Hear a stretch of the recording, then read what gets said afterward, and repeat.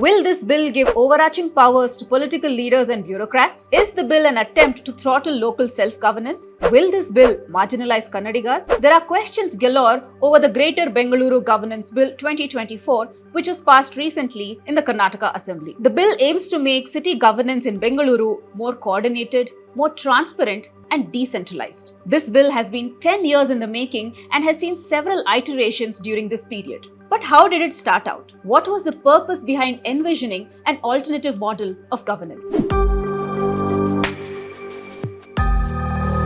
Namaskara, welcome to Decode Karnataka. I'm Nalme Nachiyar. In what could bring about significant transformation in Bengaluru's governance framework, the Greater Bengaluru Governance Bill 2024 was passed in the Legislative Assembly on March 10th. But amid a walkout by opposition parties. The bill proposes to split Bengaluru to a maximum of 7 corporations and provides for a 3-tier governance of the city. This includes a new body called the Greater Bengaluru Authority or the GBA at the top tier, the multiple municipal corporations at the 2nd tier, and ward committees at the 3rd tier. The bill was first tabled in July 2024, but was later referred to a 13-member Joint Select Committee, which then heavily revised it. My colleagues Aditya Bharadwaj and Shreyas HS had done a detailed discussion on the draft bill last year. You can find the link to that video in the description below. Even as the new bill awaits the governor's assent, protests around it have intensified. Critics of the bill say that it violates the 74th Constitutional Amendment, that it is anti-Kannadiga, and that it favors the land mafia, among other concerns. There are also specific questions being raised about the need for the Greater Bengaluru Authority. The GBA, civil society members say, will simply re-centralize power and not decentralize it as promised. And with the CM heading this authority, the decision-making is being devolved from councillors and is being concentrated in the hands of the legislators, they say. To discuss the bill, its provisions and many criticisms, we are joined today by V. Ravichandar, who was part of the Brand Bengaluru Committee that conceptualized the bill. Hi sir, welcome to The Hindu. Thank you so much for being with us today. Thank you for having me. You were part of the 4-member Brand Bengaluru Committee, formerly known as the BBMP Restructuring Expert Committee, set up to study and reimagine urban governance in the city. Now, this has been 10 years in the making. So, when you set out to draft this bill, what was the intention behind it? Why was it deemed necessary? And what were the problems, the issues that you were trying to address? So, when the BBMP Restructuring Committee was set up, our main mandate was to reimagine governance and administration for Bangalore. And one of the first things that we realized as we looked at the nature of the problem, simplistically put, it is to improve the quality of life for all citizens in Bangalore, poor, rich, everybody. Now, when you start analyzing where is the problem, we have problems with respect to traffic, garbage, in terms of pollution, flooding, water shortage. You name it, we have multitude of problems. When you start looking closely, one of the first things that struck us is the multiplicity of agencies in the city space, and each of them sing to a different tune.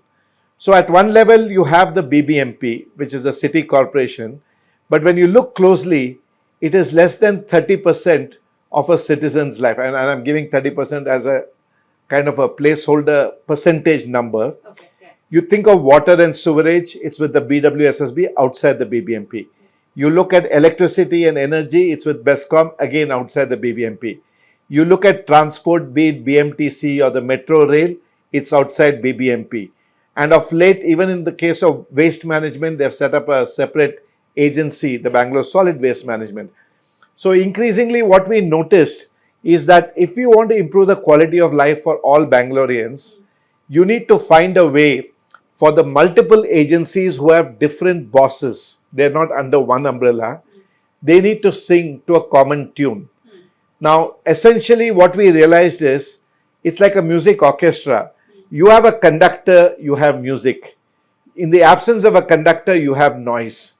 So what we have currently is a lot of noise, a lot of sound and fury about this needs to be done, I'm doing this, I'm doing that.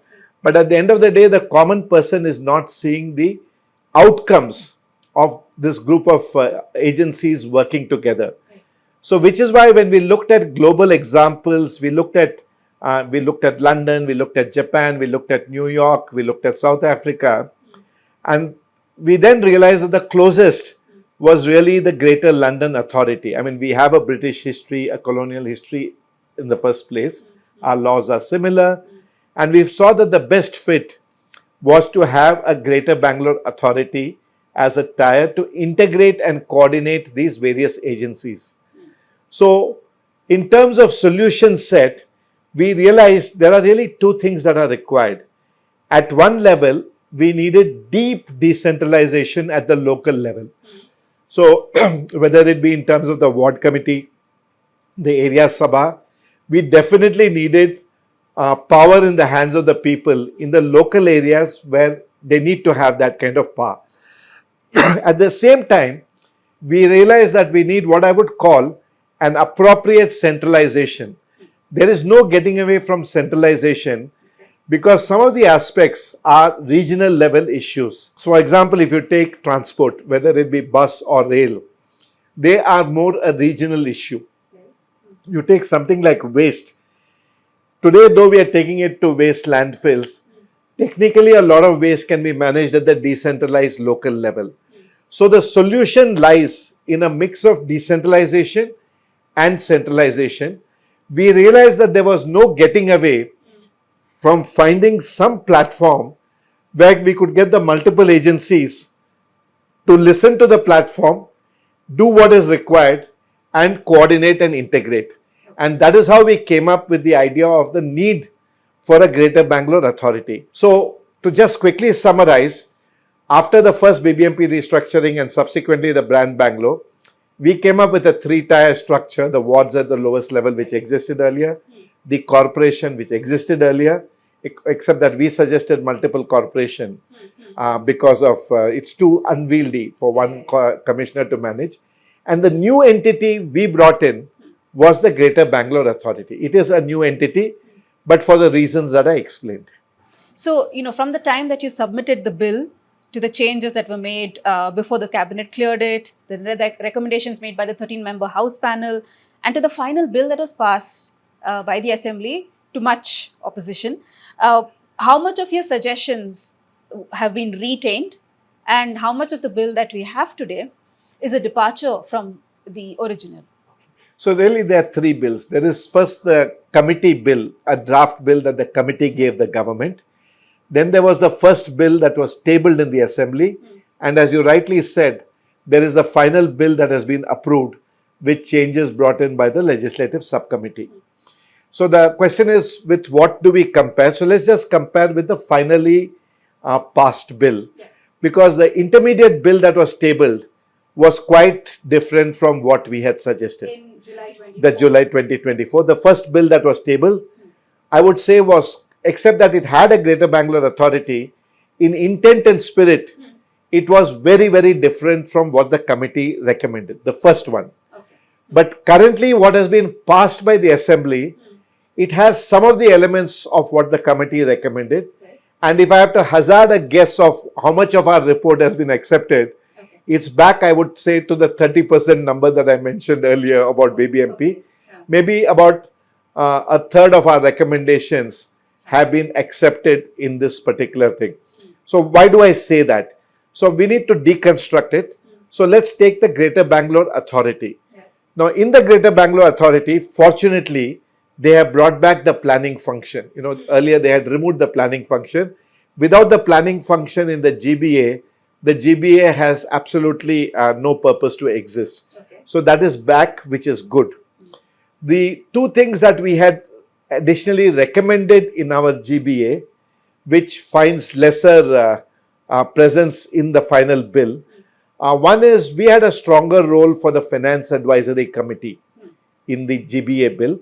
The reason is when you have multiple corporations, some corporations will have lesser revenue and some others will have more revenue. And our idea for the Finance Committee was, while the government would give money to the poorer corporation to help them overcome their deficit, the Finance Committee was to sit with them and find out how they can increase their revenues and reduce their costs so that it becomes more sustainable. That has been done away with, but fortunately something which was tabled in the intermediate 2024 bill earlier, which was that they would pool the property tax and redistribute. Fortunately, that has been dropped. That is definitely not allowed, but fortunately, they have dropped that. So I would say we had a strong finance advisory committee with a view to make the individual corporations stand on their feet. That is really not there anymore.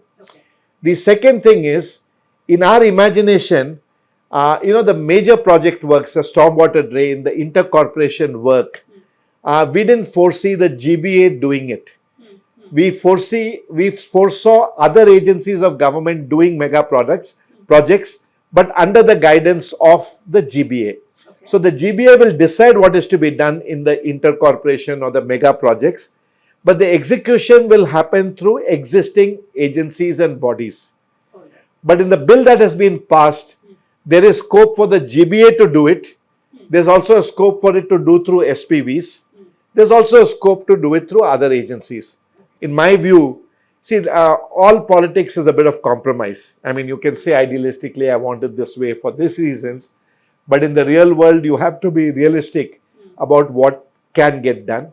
And this GBA, I think, is a reasonably good compromise, what they have come up with. With planning, though, there have been criticisms. I'll come to the other ones, so but specifically with planning, the BMRDA, then the Metropolitan Planning Commission, and then GBA. So how many bodies, what kind of planning, how much of the planning, all of that has been... Yeah, so we'll come. So, I mean, I can take that straight away. See, basically, as I mentioned, with this multiplicity of agencies, the GBA is defined as the local planning authority. Historically, the BDA was the local planning authority for this area. This bill clearly says the GBA will be the local planning authority in place of the BDA. There is nothing unconstitutional about it. Under the BMRDA Act, you need a local planning area for a certain geography, and to specify the GBA as a local planning authority is perfectly kosher. And if we say that this is the platform on which all the agencies are there, it is actually a better local planning authority than BDA, because BDA, when it used to be the local planning authority, I can tell you BMRCL was not giving the kind of information that they wanted. They were not listening to BDA. BWSSB was doing its own thing. BESCOM was doing its own thing. So while BDA made a plan, nobody was listening to it. In fact, it would be fair to say the agencies didn't even care to read the master plan, because there was really no mandate that they have to follow it. But when they are on the GBA platform and they are part of the plan that evolves for the city, they can't walk away from it. So therefore, the GBA being the local planning authority is absolutely kosher. What is being spoken about as criticism is that this should be with the MPC. But if you read the bill, there is a Metropolitan Planning Committee. It says that there will be a Metropolitan Planning Committee that includes the GBA area and more area. Now, whether the MPC will be at the level of the BDA, whether the MPC will be at the level of the BMRDA, in our committee report, we suggested the MPC at the level of the BMRDA. We suggested it. But the government may choose it to be at the level of the BMRDA. The government may choose it to be at the level of Bangalore Urban plus Rural District. We don't know what the government will decide for the Metropolitan Planning Committee. The Metropolitan Planning Committee is clearly the supreme body out here. It's a constitutional requirement. And consequently, nobody is doing away with it. So the MPC will be there. The MPC will include the GBA. The MPC may choose to ask the GBA, say, prepare the plans but bring it to me. So the MPC will start off the planning process and the MPC will sign off on the planning process. So the MPC is very much going to be there. Now, if your case is that the MPC should be the planning authority, I have a problem with it in terms of somebody who's been studying these urban issues. See, the MPC has two major problems which people need to know. You know, we in civil society, activists, everybody says MPC, MPC, it's good to get a stay order, all that. It is a constitutional amendment, but it is a bad one. Across the country, there's not a single instance that the MPC works as envisaged in the constitution. Not one area, not one Metropolitan Planning Committee works. The reason is not far to seek. First thing, the MPC has a list of 18 things that it looks after for planning. there are two very important things. It is not in the 18 number list. Transport is not shown as a municipal activity in the MPC, which means tomorrow you want to make a, MPC says I will make a plan. BMTC and BMRCL can turn around and say, I don't come under you because they are not listed. The transport function is not listed as an MPC activity.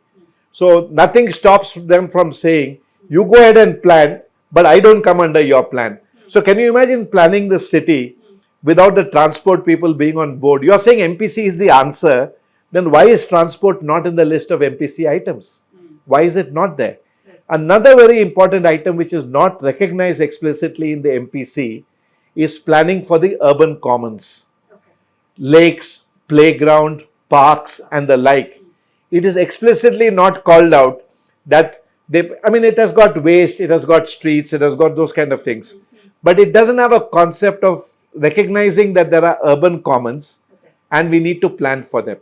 So my whole point with the MPC is, in the absence of transport and urban commons, give me a break. Don't tell me the MPC is God's gift to mankind. It may be a constitutional amendment, but it is flawed.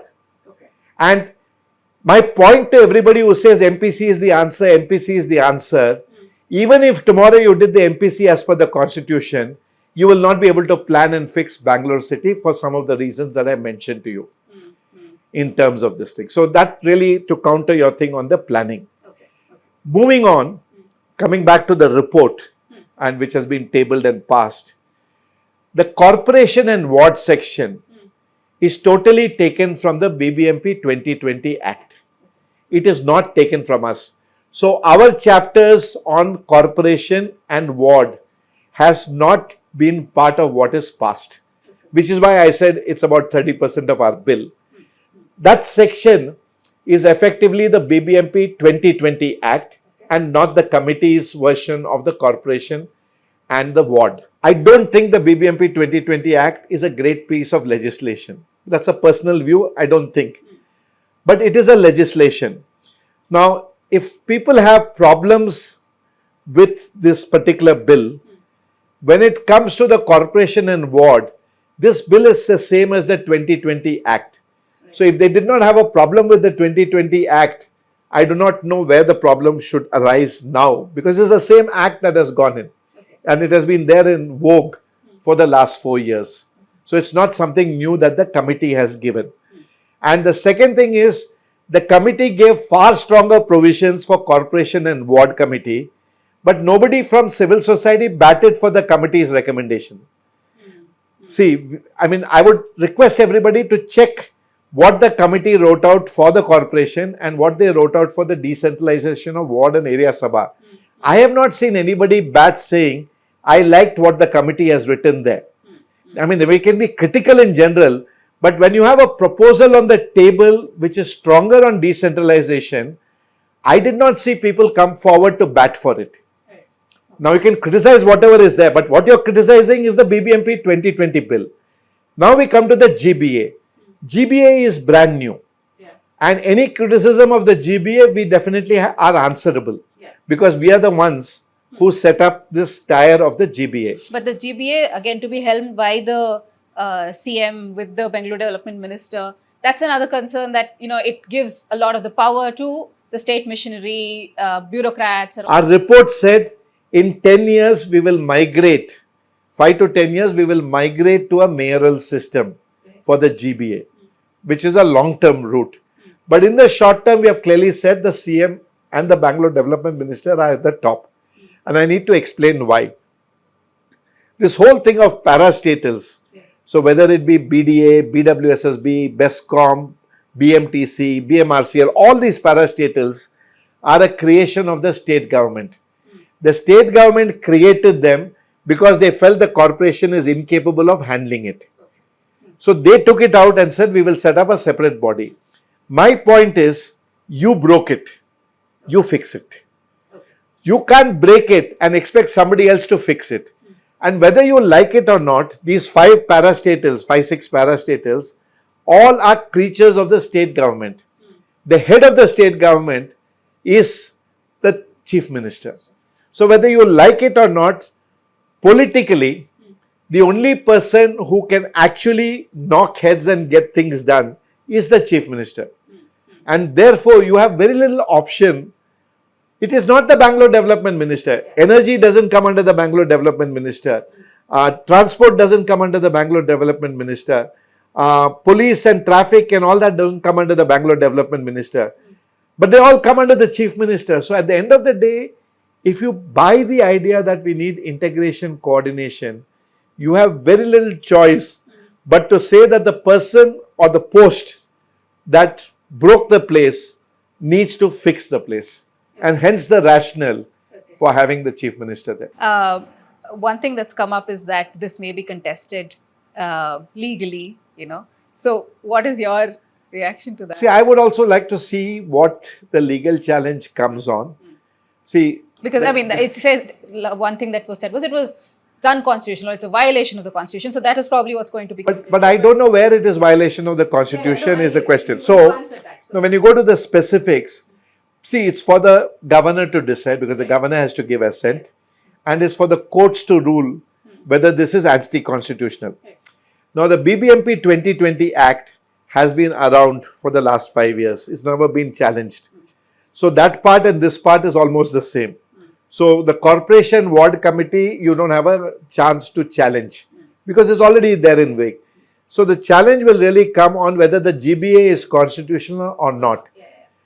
Our case is that the GBA is constitutional because nothing stops me from the state government to form a GBA which brings all these players onto one platform and designate them as the local planning authority. In my head, where BDA was the local planning authority, the GBA is now the local planning authority, with one very, very important difference. Everybody who has to follow the plan and implement the plan are on the platform. With BDA, the plan was being made in isolation. Of course, activists will tell you that the BDA making the plan itself is wrong. It is to be made by the MPC. I don't deny that. MPC is clearly the most supreme authority. But the MPC by design is a larger body for the planning of the area and to meet very, very rarely. Our problems of the city, the way we have imagined GBA, while the GBA big body will meet once in 3 months, the executive committee will meet once in 2 months, the office of the GBA run by the Metropolitan Commissioner or the GBA Commissioner is a 365 days, 24-hour job. Coordinating all the agencies, making sure they are sticking to the plan, making sure that they are sticking to the promises made in the larger body is a 24/7 activity. The lights in the office of the GBA will never be switched off. The MPC is not conceived in the same manner. And the point is, whatever planning the GBA does, unless the MPC clears it, it doesn't become the plan. So the MPC remains the dominant planning approval body or whatever, but the heavy lifting is done under this three-tier system. Where I would conclude really is the GBA and this whole setup that has got passed perfect? Definitely not. Is it better than what we have got with just the BBMP 2020 bill? I believe so, because you need to get the various agencies to coordinate. So it is a compromise, and under the circumstances, I feel it's in the right direction, but it will require more iteration as we get the city governance and administration framework right. So that's really the thing. While the system and structure of governance for a rapidly expanding city like Bengaluru indeed needs a rethink, will the Greater Bengaluru Governance Bill achieve the desired result? With the bill likely to be contested in the courts and a possible legal battle in the offing, what are your thoughts on it? Do let us know in the comments below. I'll see you in the next episode of Decode Karnataka. Until then, follow The Hindu for more such stories and videos.